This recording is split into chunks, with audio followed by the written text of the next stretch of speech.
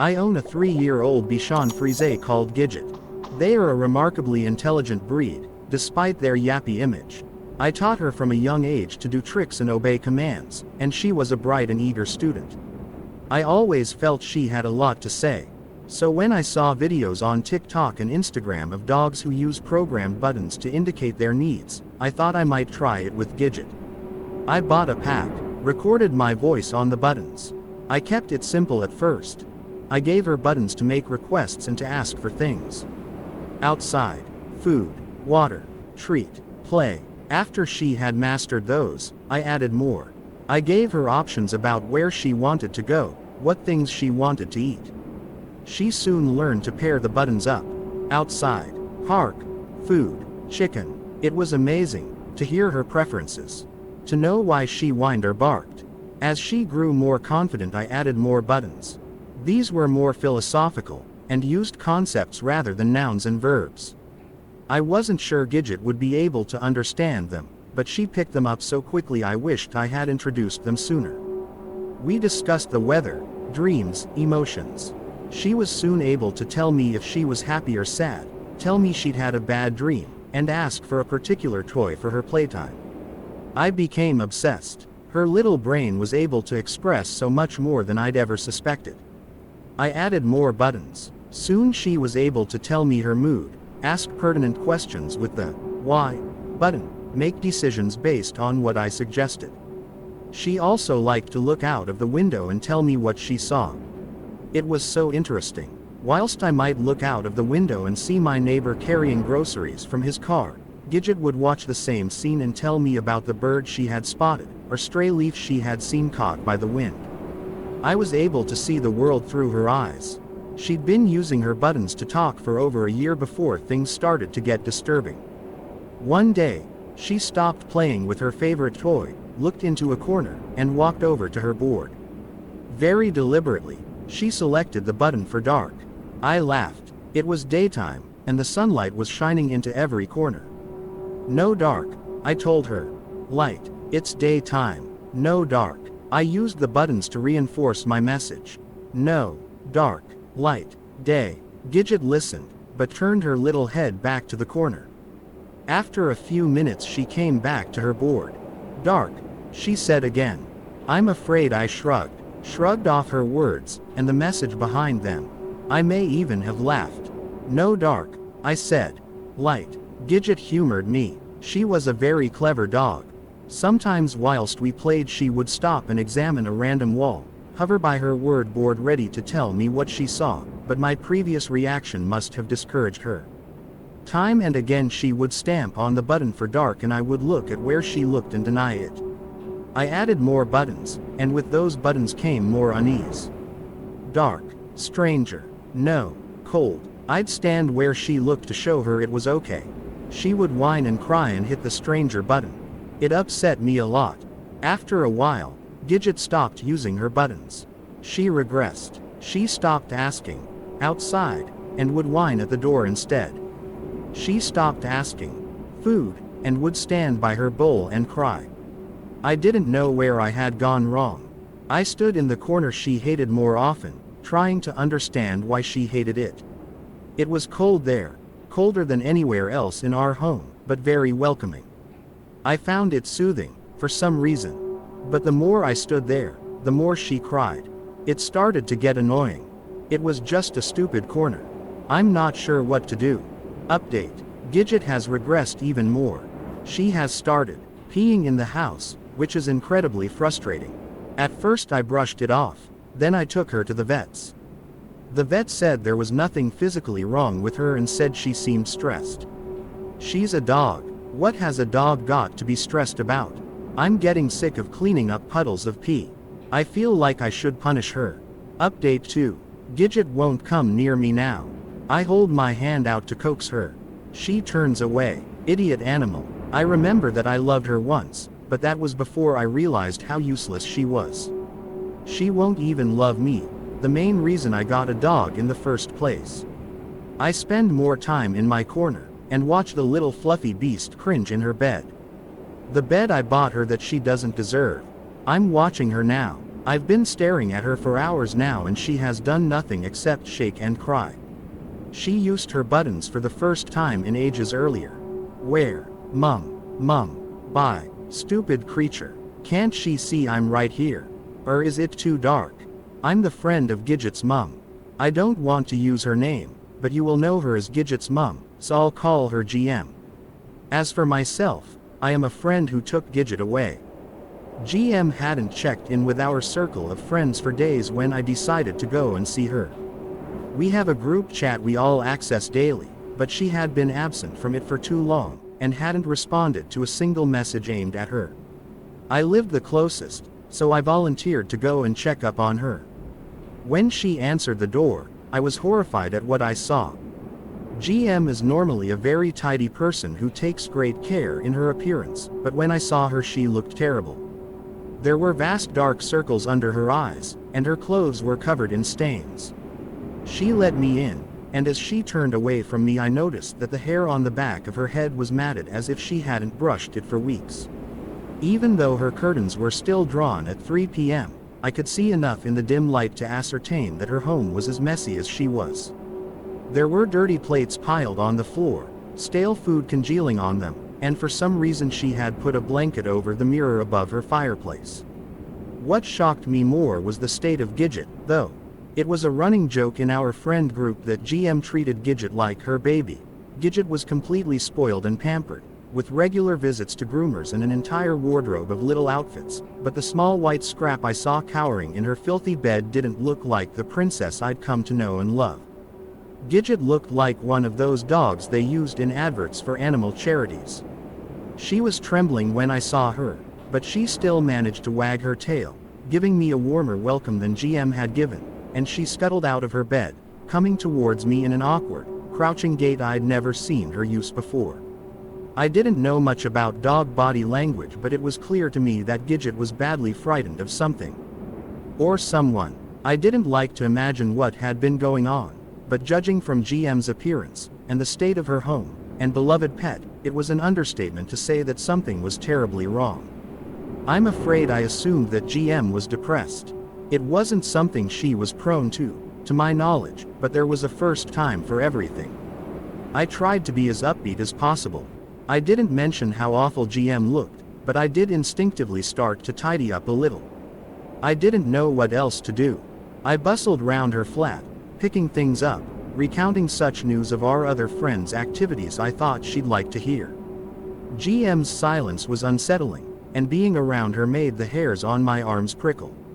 It was ridiculous, but I have to admit that I was scared of her. Something was incredibly off, not just the mess, or the sour smell, or GM's withdrawal.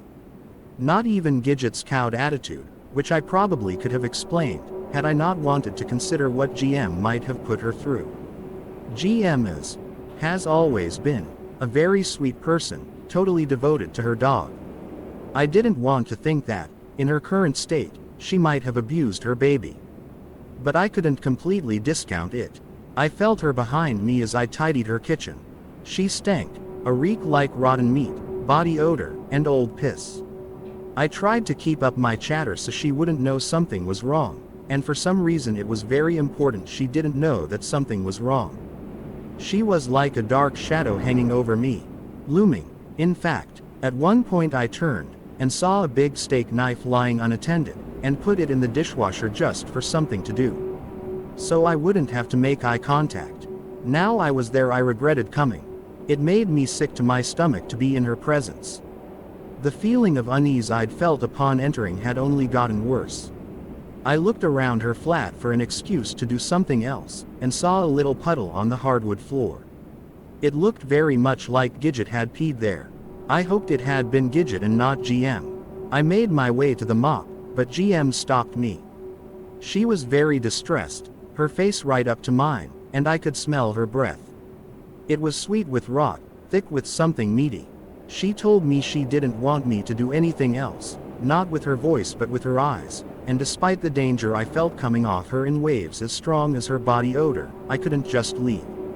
I told her I wanted to help her, or something like that. I was in no fit state to form a coherent argument. "You can do something for me," she said, and it was then I realized it was the first time she had spoken since I'd entered her flat. Her voice sounded strange, although strange isn't a deep enough word to describe it. It was guttural, and thick, as though she was holding phlegm in the back of her throat and the words were bubbling through.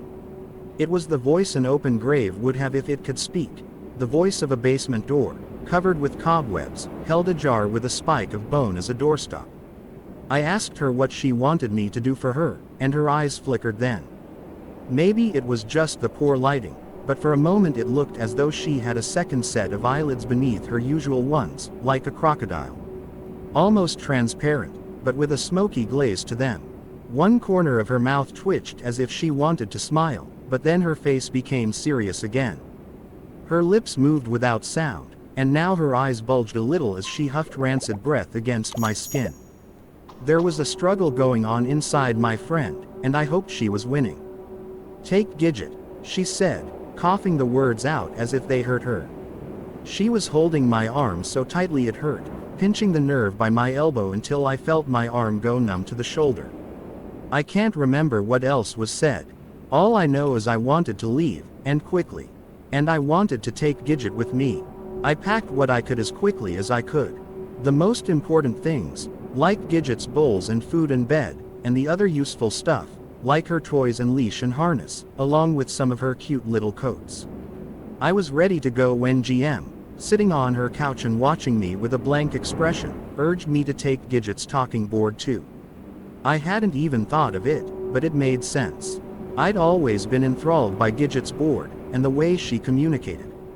It would be fun. I grappled everything into bags, breaking the board down so I could assemble it again at my house, and made my exit. Walking out of the front door made me feel as though I'd escaped, though from what I couldn't tell you. It was just such a relief.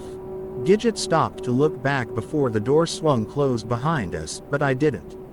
I was focused on getting out. Every step I took to get away from GM was lighter than the one before.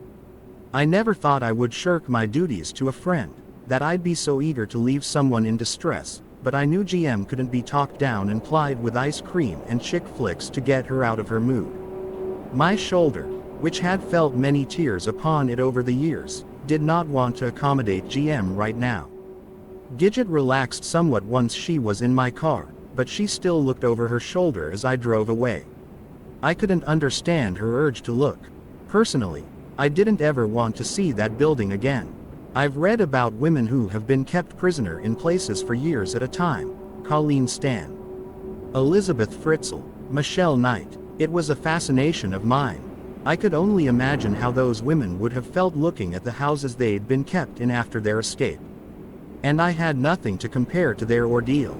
But to look back at GM's building was unthinkable. I couldn't do it. Back at my house, I took stock of Gidget's condition properly. She was bedraggled and somehow shrunk into herself, but there was nothing that a bath and a decent meal couldn't sort out. Gidget had been through a tough time, but I couldn't see signs of abuse, only short-term neglect. I bathed her, both us getting soaked amongst the bubbles of her shampoo, and toweled her dry in front of the fireplace. She seemed a lot perkier than she had at her own home, and even accepted some of her expensive food, though not as much as I'd hoped. It was probably more for my benefit than hers that I wrapped her in a blanket and cuddled her on my lap, but it did both of us good, and after a couple of hours of snuggles she was confident enough to wriggle from my grasp and approach the bag that held her board. I'd dismantled it in a hurry and hadn't reassembled it yet, but she sniffed at the corner of the board sticking out, and looked at me expectantly. A very real part of me did not want to put her board together again. I didn't want to know what she wanted to tell me. But the little frill of her tail twitched and her fluffy cheeks puffed out to express a single, polite woof. I couldn't deny her. I laid the board out, clicking the panels into place, and repositioned any loose buttons, before returning to my chair and turning on the TV. Gidget stood by her board for a while, considering her options, and I half-watched her, hoping she would only ask for a treat. But Gidget had more serious stuff in mind. "Mum, gone." She pressed the buttons with her little paw, then gazed at me, trying to ascertain whether I'd registered her comment. I smiled a false smile that hurt my face and replied too brightly, "Yes." Mum gone. At Auntie X's house now. I didn't know it was possible for a dog to look frustrated, but she was patient with me. She examined her board again, thinking, then selected some more buttons. Mum. Dark. Stranger. Gone. I felt hot, like Gidget's words had turned the fire up a notch. I pretended I hadn't heard the buttons and concentrated on the voice. The one on TV, not the one asking to get into my head. Stranger. Gidget didn't just press the button, she stamped on it, emitting a little aggravated snort. Dark. Stranger. Bye, Mum. A glance at me, then. Help, Mum. Bye, stranger. I pretended I didn't know what she meant. I laughed, a sound that was jagged and false. Bedtime now, I told her, turning off the TV. Do you want to sleep with Auntie X? Gidget regarded me for a long time, then appeared to give the dog version of a shrug. She sighed, and plodded towards my bedroom, not looking at me. I'd let her down, but it appeared Gidget was a lot braver than I am. I didn't sleep well. Gidget's warm little body was a comfort next to me, but my dreams were full of troubling, indistinct images. I tossed and turned all night, waking often, and every time I woke I would stare at the vague rectangle of my bedroom door, expecting it to be open. I dreamed that someone was leaning over me, someone with negative intent, someone with breath that was scalding hot yet made frost form on my face. More than once I woke up to find out I had pulled either the covers or my own pillow over my head, as though I was hiding from something. My sleep that night was ragged and sparse, and when the sun finally rose I was wearier than when I had gone to bed. I didn't want to experience a night like that again. I made coffee in the gray, pre-dawn light. I didn't even think about going back to bed. Gidget joined me, looking as tired as I felt. Her perfect little white curls were scruffy and flat, her ears droopy. She didn't look at me for comfort, as I looked at her, but went straight to her board, and yawned before pressing her buttons. Help, Mum. Bye, stranger. She flopped down onto the floor by her board, exhausted.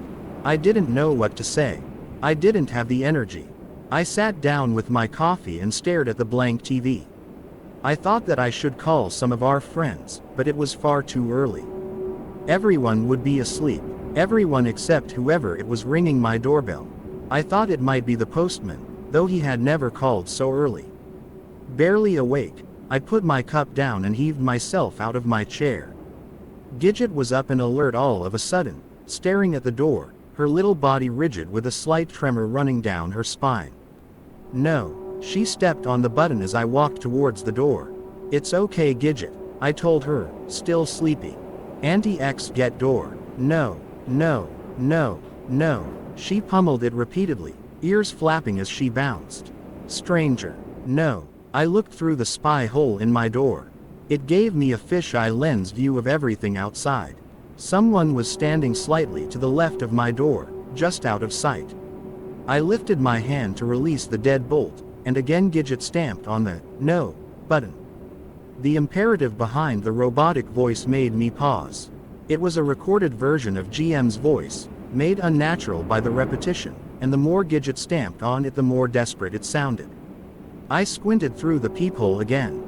I could see a shoulder and most of an arm. Who is it? I asked. Never had I asked for identification before. The figure on my step moved, came into view. It was GM, looking as scruffy as she had before. She was smiling, an expression that looked strange on her crusty face, and one arm was behind her back. The other arm reached up, the attached hand ringing the doorbell again. It's me, X, she said, sounding exactly how she should, her voice normal now. I'm feeling better. I've come to get Gidget. It should have been a relief. GM sounded fine, and I was already exhausted from looking after Gidget. But I did take my hand down from the deadbolt. Gidget was frantic now, pouncing on her buttons just out of my line of vision. GM's metallic voice spoke to me, over and over. No, stranger. No, Mum. Stranger. Dark. No. I sighed, put my head against the cool wood of my front door. I can't let you in, GM, I said. I don't know why, but I can't. Something thumped against the outside of the door, right where my head was placed. I moved then, stepped away, just a split second before the point of a knife appeared, piercing the wood. I stared at it without comprehension, and watched as it disappeared again. "Open the door, X," said the voice from the other side. No, I couldn't tell if it was me or the voice from Gidget's board who spoke, but it didn't matter. The thing on my porch screamed, and I heard rapid footsteps. When I looked outside again, GM was gone. Swaying on my feet, I wondered if I had locked the back door before going to bed last night. I usually did. I'm hoping I did. But I did hear a weird squeal just now that sounded like the old hinges on my back door opening. It might just be my imagination. But for now, I am crouched in my bedroom, Gidget close by my knee, and her entire attention is trained on my bedroom door. I feel like I should call the police, but I also feel like writing this down is more important. Strange. I can hear noises in my house. What should I do? I mean, it's only my friend out there, if anything. It hurts to write this. Not just physically, but that too. I'm covered in bruises, and there may be some cuts too, but I'm alive. And so is Gidget. I know most of you are more worried about Gidget. This may take more than one update. I have a lot to process. Plus, I am in hospital. So I beg you for patience. After my last post, I did the sensible thing. I called the police. I sat hunched in my own bedroom, with furniture in front of the door and my friend's dog huddled by me, and called the police. I stayed where I was, on the phone to the woman on dispatch, and listened to the police tear through my house. There were no dramatic gunfights. I live in England, after all. But there were some impressive sounding footfalls pounding around. It seemed to take hours before they called all clear, but after looking at my phone I realized it had only been 10 minutes. I came out of hiding then, clutching Gidget to my side. She was very happy to see the police officers, and even licked a couple of them. My back door was intact, the lock still in place, and they had gained entry through my front door, they told me. That didn't seem right to me, but I was very tired, and I thought that maybe I hadn't locked my front door at all. Which gives me the shivers, knowing GM could have burst through any time she wanted. They took my statement, and a description of GM, and asked me if I had a friend or family member I could stay with. It was heavily implied that they recommended I don't stay at my house, and I agreed. But although I did have places I could stay, GM knew most of the addresses. Maybe all of them. We were a tight-knit group and many of my friends were her friends. So I decided to stay at a motel. I packed the basics for me, and again, within hours, was packing Gidget's stuff. I made sure to pack her board. Gidget knew a lot more than I did. The place I had chosen was comfortable and anonymous. The decor was exactly what I would have expected, neutral and inoffensive, and Gidget had her own bed. She settled down quickly, not even glancing at her board, and fell asleep within minutes of our arrival. I lay awake a lot longer, listening to Gidget's high-pitched snores, and trying to process everything that had happened. I should have assumed that GM had had some kind of breakdown, but my instincts told me otherwise. The sensations surrounding her were far more complex, and didn't feel natural at all. GM was my friend, and I felt like I could have accepted a psychological break far more easily than what I'd felt. I'd felt evil, when all was said and done. A separate entity from my good friend, that would only be happy with my death. I tossed and turned, but eventually fell asleep to troubled dreams. My dreams did not reflect what I'd gone through. Rather, they were far more mundane and irritating. I was late for an important meeting, and I was wearing inappropriate clothes. My car wouldn't start and I tried to walk to the meeting, but I got lost along the way. It was a dream I'd had many times before, but this time amongst the dullness of it all, little things crept in that I wasn't used to. Whilst I struggled to get my car started, there was a figure, barely registered in the background, hanging from a tree. And whilst I walked along a muddy road in heels and my old PE kit, someone was following me and always ducking out of sight when I turned around. I didn't sleep well, but when I woke up as the newly gray dawn filtered through the curtains, Gidget was still asleep, and I counted that as a positive thing. I let her sleep. I'd laid her food and water bowls down where she could easily find them, and assembled her word board should she feel the need to communicate, so there wasn't much else I could do for a sleeping dog. With nothing else to do myself, I opened my phone and started scrolling. There was a message bubble from Facebook Messenger hovering on my screen. GM's face was in the bubble. I ignored it, although pulling down the notifications at the top of my phone screen told me that she had sent me a disturbingly garbled message I couldn't translate. WhatsApp had a new message for me, but a quick glance told me it was also GM. Again, a first glance showed only disturbing nonsense. I swiped that notification away too. I was still tired, and did not want to be reminded about GM. Another message awaited me on Instagram. I checked all my apps. LinkedIn and TikTok and YouTube also had messages for me. My new Reddit account had similar notifications.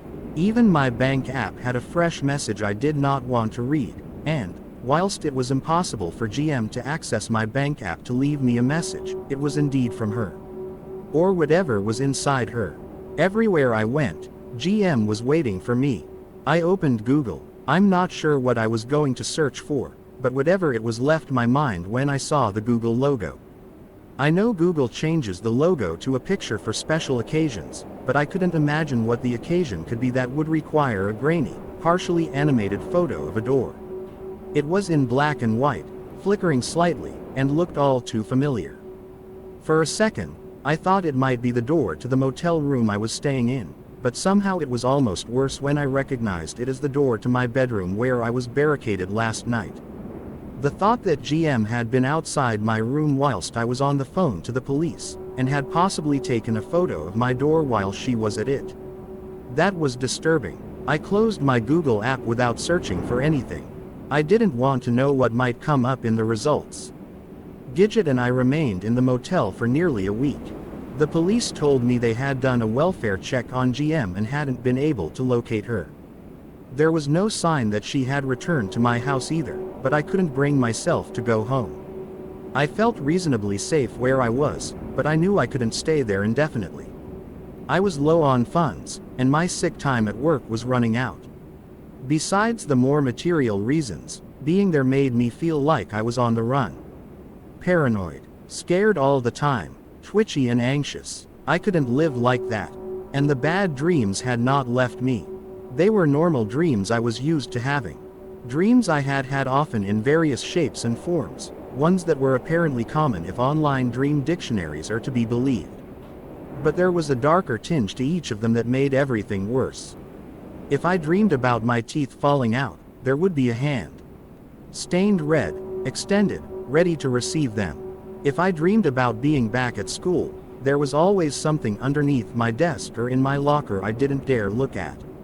And if I dreamed about falling, there was always something dreadful waiting for me when I reached the end of my fall. And in every dream, a shadowy figure lurked in the background, never acknowledged, but always noticed.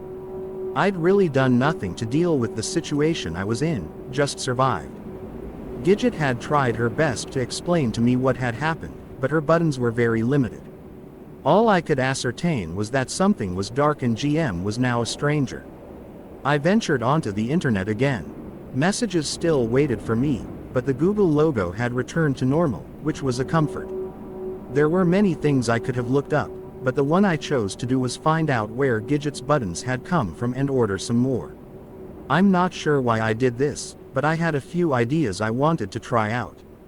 The new buttons arrived quickly, and I agonized over what I would record. How could I ask a dog to express something I didn't understand myself? I allowed myself a little indulgence. I knew what I suspected, based on my own feelings around when I'd gone to GM's home, but I didn't know how to translate that into something Gidget could relate to. I started slowly, recorded my voice onto the new buttons. It made me terrified, but I did it anyway. Gidget's name and mum were already there, so I recorded my name on one button. Then I recorded a couple more options. Gidget is such a clever dog. I don't think that we, as humans, really appreciate the level of intellect a dog can have. GM had told me about Gidget's understanding of dreams, but I don't think I really acknowledged that such an abstract thought could be expressed by a little scrap of white fur. And the things I wanted to discuss were such odd concepts. I taught her dog and human. It might seem strange that those were the words I chose to record, but bear with me. Gidget, dog, X, human, GM, human. I knew she had some dog friends she associated with, so I used their names to reinforce what I had showed her. Sparky, I said, and hit the dog button. Rebel, I said, and hit the dog button. Once she'd gotten the hang of that, I tried the human version.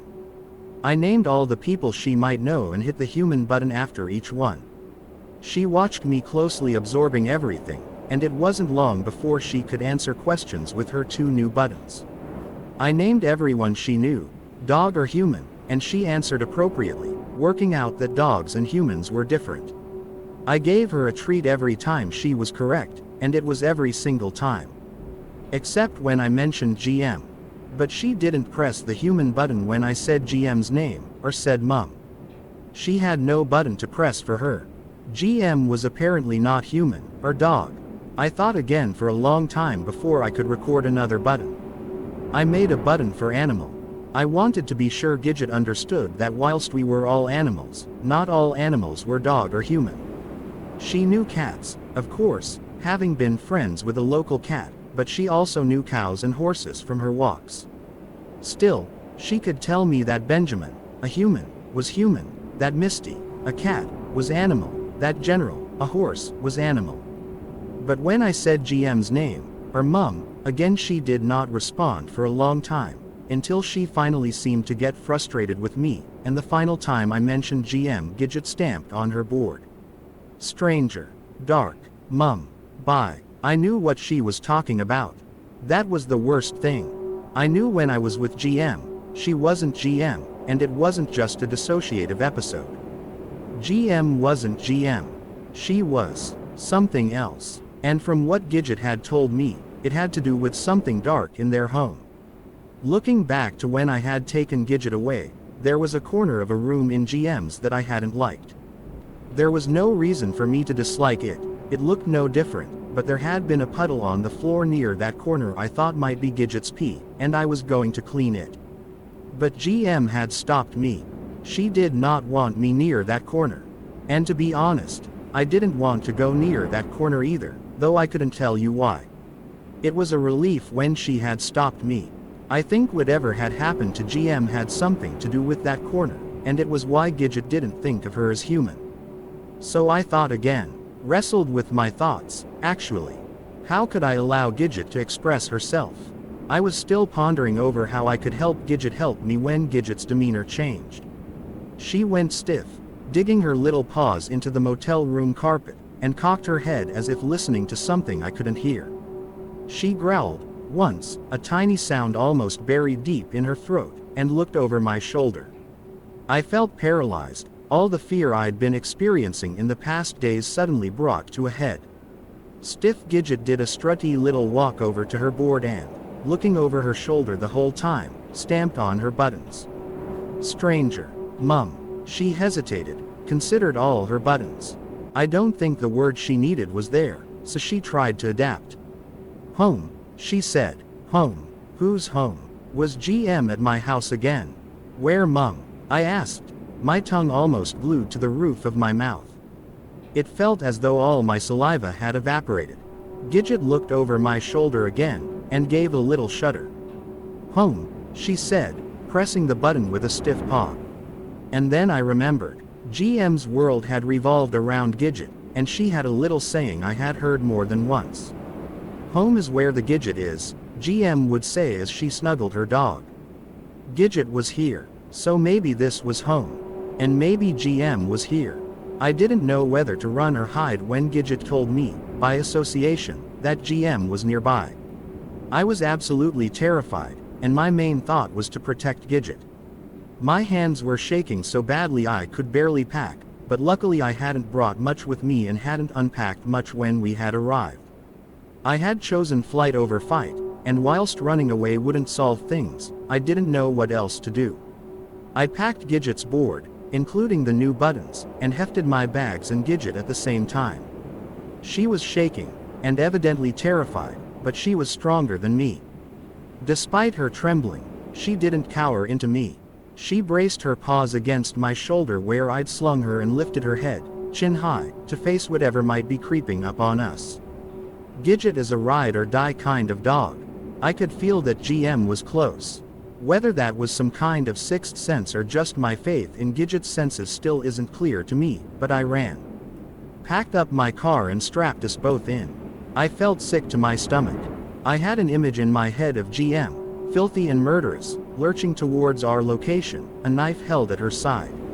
She had been searching all week and now she had found us. I drove without any destination in mind, and the further we got from the motel, the more Gidget relaxed. She didn't sleep once the danger was over, merely lay down on her seat, eyes open, and stared at me. But the tension had gone from her body, and that had to mean something. I was still scared, though. I felt as though GM was still hunting us, following the trail of our souls like some kind of psychic bloodhound. And I knew me and Gidget couldn't last on the road. One can't run forever. I found a new motel and checked in. I didn't want to think about it, was tired of thinking about it, but I knew whatever I had to do had to be resolved quickly.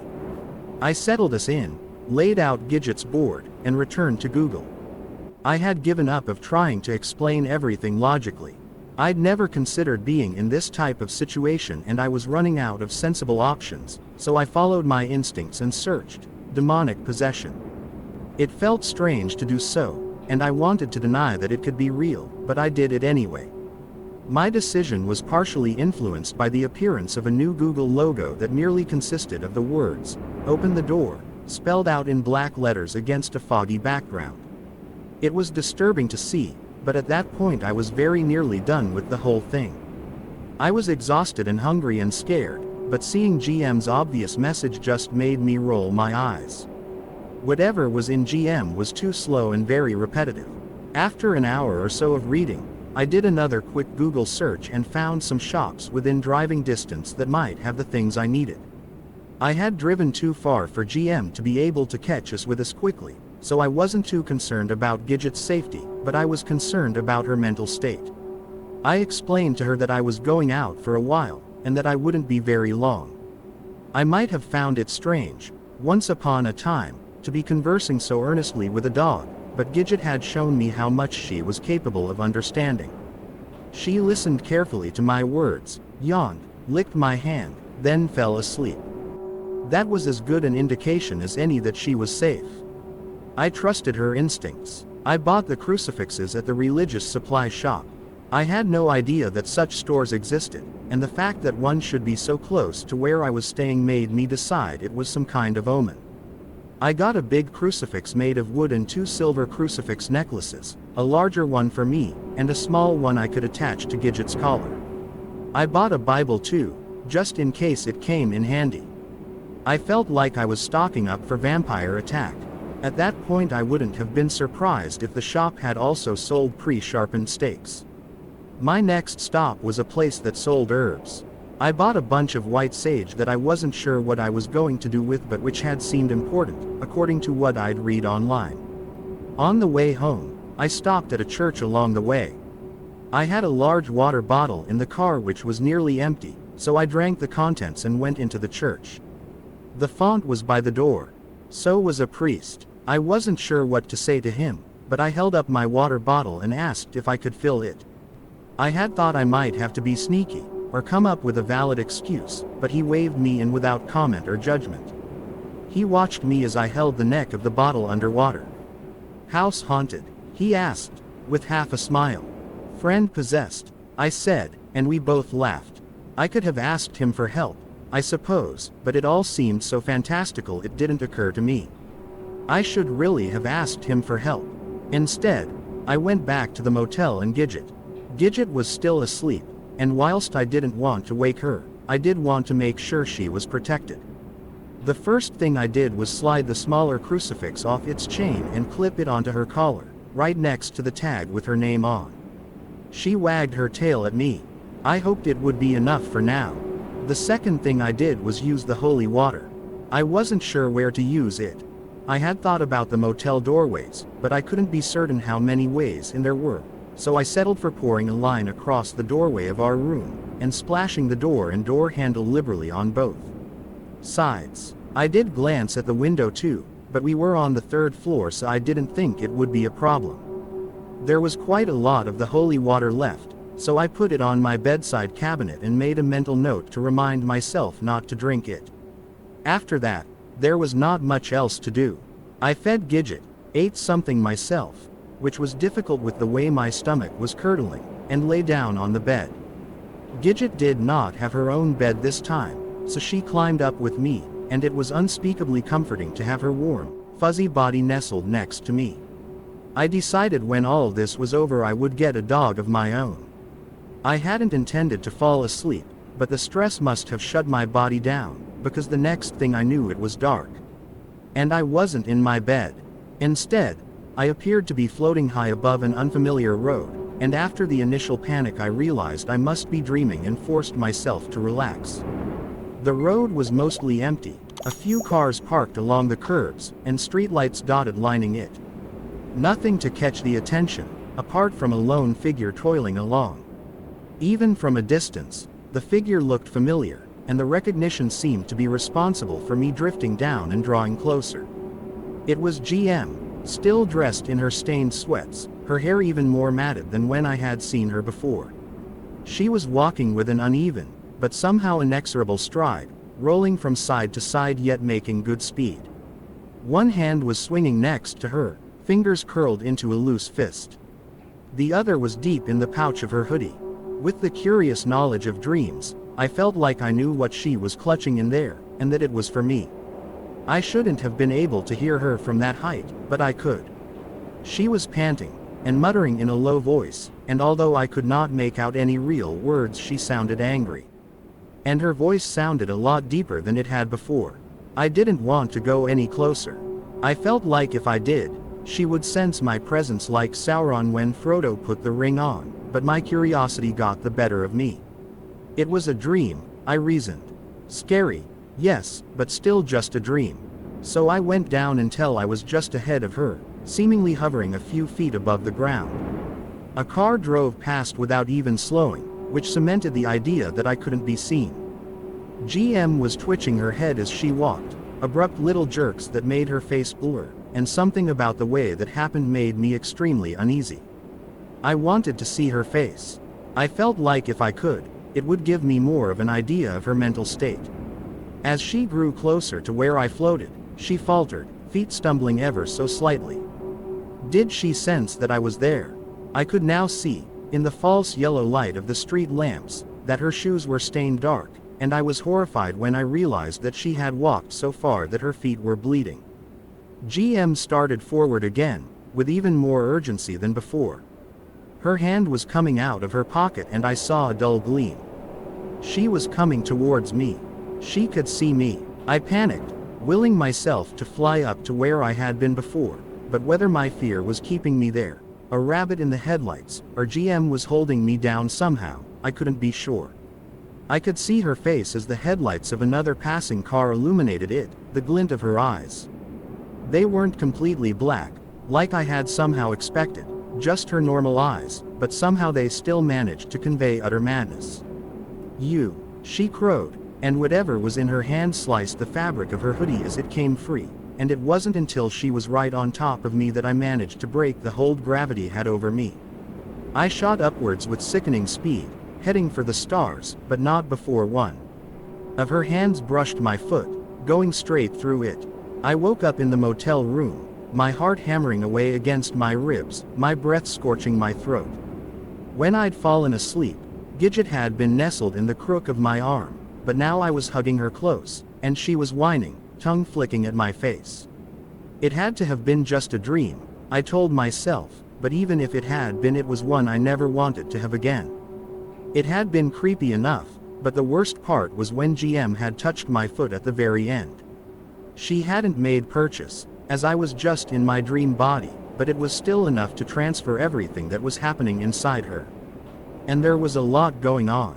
I felt her pain first. She had indeed bled through her shoes and was walking in a jellied layer of it, grinding on the small bones that, from the loose way they floated, felt like they could be broken.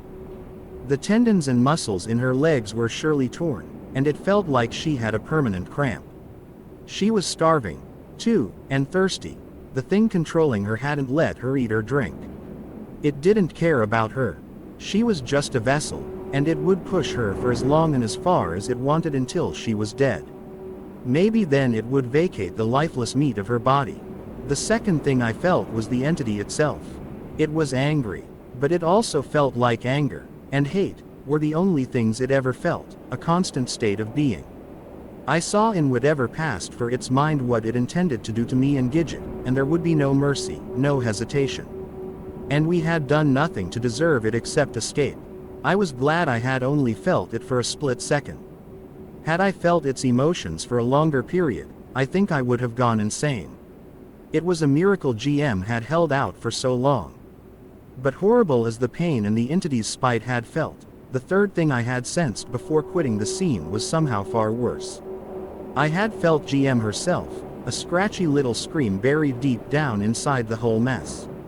I don't know if it was her consciousness, or if it could truly be her soul, but I could hear her shrieking as if she were at the end of a very long tunnel, muffled, but not robbed of any of its horror for all that. I didn't know if GM could ever come back from that place. Physically or mentally, even if the entity was driven out, her physical body had sustained so much abuse from the inhuman puppeteer commanding it that I felt sure her internal organs would be shutting down. And her mind, I thought it might be completely broken. I hugged Gidget tight. There would be no more running. It had to end. The showdown came a day later. The entity must have pushed GM's body to unnatural limits in order to get to where we were so soon, but I was glad in a way when it finally arrived. I had been scared for too long, and Gidget had been even more anxious the closer it got. The tension had been unbearable. Gidget alerted me to our visitor around 3 a.m. Neither of us had been able to sleep, and Gidget had been pacing up and down, but she stopped in her tracks, the fuzzy fur on the back of her neck standing up, and stalked over to her board. "Mum, home," she said. I wasn't at all surprised. There was a chair in the room I had wedged against the already locked motel room door, but now I retrieved it and turned it to face the entrance. I sat down, Gidget at my feet, the Bible on my lap, the big wooden crucifix clutched in both hands, and waited. It didn't take long for me to pick up on the presence of the thing inside GM. Gidget had felt it sooner, because her senses were more attuned, but there was no mistaking the dread rising up in my belly. It tasted like bile, and I felt like I would vomit. There was a smell that might have been real, might have been in my mind, but it was strong and foul. I kept my eyes fixed on the door. Would I open it when it knocked? That was the whole point after all. My phone buzzed on the nightstand. Over and over, notification after notification, until the vibrations carried it over the edge onto the floor, where it continued to report. I didn't need to read the messages to know what they said. It wanted me to open the door. There was a little time left. "Get on the bed, Gidget," I told her. The bed was further away from the door, and I didn't want her to be the first thing GM saw. Gidget whined and remained where she was. "I mean it, Gidget. Good girl. Go and get on the bed. I'll deal with Mum." She complied with obvious reluctance. She looked so small on that big bed, I thought, as I looked back over my shoulder at her. Just a tiny little floof, a ball of yarn. I smiled at her. I was still smiling when the shadow appeared in the window by the bed. We were on the 3rd floor. The window shouldn't have been a problem. I had checked, you see, checked for drain pipes or fire escapes or anything like that, and it was just wall all the way up to our window. But it didn't seem to have stopped GM. She had somehow climbed up there, and she hung, framed in the window, grinning in at us. I saw her very clearly before the light went out and the window broke. She had lost so much weight it didn't seem possible, and her skin hung on her bones.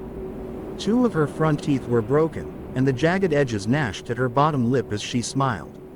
One bloody hand lifted in a wave, so she was hanging onto the window sill with the other.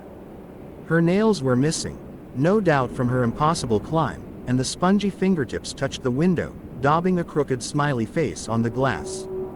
The light went out then, just as her hand was doubling into a fist and drawing back, and I got out of my chair so quickly it toppled, the Bible falling from my lap. The crash seemed deafening in the small space. I could see very little, the only light coming from a distant street lamp, but it was enough to see the hunched shadow that had once been my friend launch itself through the window. The broken glass still in the window frame had formed long spears that didn't deter her, but they did slow her down. She was reaching for Gidget with frantic, grabby hands, but the glass pierced her and held her in place like a beetle on a pin. I didn't have time to process what was happening, or to make an informed plan of action, but I did the only thing I could. I hadn't been sure, when I bought it, what use the huge crucifix would be, but it turned out it was very useful indeed at knocking GM out. Gidget hadn't moved. As tiny as she was, she had faced the threat with the spirit of a Caucasian Mastiff, and even when GM was still, she didn't let her guard down. GM's hands had just about bridged the gap between the window and the bed, leaving bloody handprints on the covers, but now they dropped onto the floor. She hung over the sill, hair dangling, arms limp, and I didn't know what to do. I'll be honest, I thought about hitting her again. Hitting her as many times as it needed to finally set her free. But she had once been my friend, and, more practically, my knowledge of the law was sketchy when it came to bludgeoning intruders to death. So I called the police instead, and took a look at what I had to hand. I doused her with holy water first. Her body twitched at that, and she let out a feeble cry, trying to lift her head. My instinct to help her up was strong. She sounded so pathetic, but I wasn't going to get much closer than I already was. I remembered the sage, too, in the long, stretching minutes before I could hear the approaching sirens in the distance, and thought I might as well use it as it was there. I lit it, and it produced a thick plume of smoke that almost immediately set off the smoke alarm, but I tried to ignore the piercing beeps and reached out at arm's length to waft the smoke towards GM. It drifted in lazy curls, apparently not aware of the urgency, and I watched it, mesmerized. It wanted to go straight out of the window, so I bent and swished the glowing bundle lower. The smoke swirled, and settled around GM's head. She reacted again then, lifting her head and fixing me with a furious gaze. Her eyes were bulging so much I didn't think she could actually close the lids, and there was blood that looked black in the half-light pouring from her mouth. One of her hands snatched up from the floor, and managed to snag my ankle, pulling me over. There was broken glass everywhere and I only dimly felt the shards scraping my back as she started to drag me towards her with strength that was ridiculous considering her condition. I screamed for help, hoping someone was near enough to come to my aid, and tried to grab at the big crucifix, which I had put down to attend to the saging, but it was just out of reach. I kicked at her face, feeling the crunch as a couple more of her teeth shattered, but she spat blood at me and carried on pulling. It was Gidget that managed to stop her. The tiny dog hurled herself from the bed, ears flying, small teeth snapping, and clamped her jaw around GM's wrist. GM shouted, not from pain but from rage, and released my ankle to shake Gidget loose. Her fingers were twisting to reach Gidget's collar, but she shrieked again when the little crucifix next to Gidget's name tag touched her skin. She threw her arm back, intending to smash Gidget against the wall, but Gidget let go of her wrist just before impact and rolled away, unharmed. I grabbed the crucifix then, scrambling my way through broken glass until I reached it, and I was just about to smash GM over the head with it again when the police arrived. I'm told they had to wrestle it from my hands, but I don't remember much about that. And now we are pretty much up to date, apart from the aftermath. I'm very tired after writing all this, so I will give you as brief a summary as I can whilst hopefully covering anything. GM is dead, not from the blow to the head I gave her with the crucifix, but from the deterioration and damage her body had undergone whilst under the power of the entity, combined with the injuries from the broken glass. They did all they could to save her, but she was too far gone. They said it was astonishing that she'd managed to do the things she'd done in her condition. The authorities are staunchly blaming mental health, and I suppose it's a reasonable conclusion under the circumstances, but it's not the truth. I was there, and I saw the entity leave her body once the vessel was no use to it anymore. I remember that part. Nobody else saw it. I think that maybe my own mental state had heightened my abilities so much under all the stress that I was momentarily given the power. It was a blurred thing. Dark. Very dark. Some might have mistaken it for a shadow cast by the beam of the police flashlights as they shone them into the small motel room, but it twisted in the opposite direction that a shadow should have, dancing crazily as it detached, almost too fast for the human eye to perceive.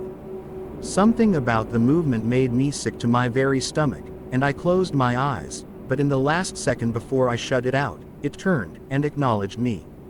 GM died a couple of days later, in a hospital bed, surrounded by friends. She never regained consciousness after the entity left her, and I'm glad of that.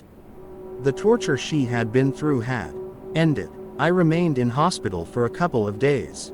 Most of my injuries were superficial cuts from the broken glass, although there was one gash that had needed several stitches, and there was a bruise around my ankle in the perfect shape of a handprint that faded after only a day. Physically, I am sore but more or less okay. Mentally, not so much. Gidget's family decided I should adopt her, and that's something I gladly accepted.